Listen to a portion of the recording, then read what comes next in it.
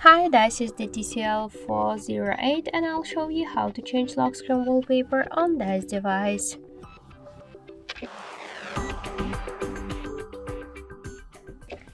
So first, just open the settings and then scroll down to the home screen and lock screen section. Then just tap to wallpapers. Here you could use photos from your device gallery. If you uh, oh, if you have some photos previously taken on your device camera or downloaded from the internet, for example, and also you could use for the regular default wallpapers.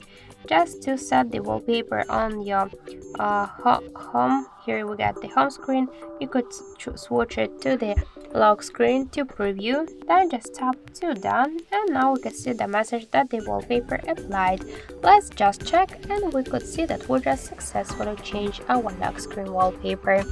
Also, we could make it by another way. Just hold for a while home screen with your finger, tap then to the wallpapers, and by the same way select one from the available wallpapers, select lock screen, tap to done, and that's it.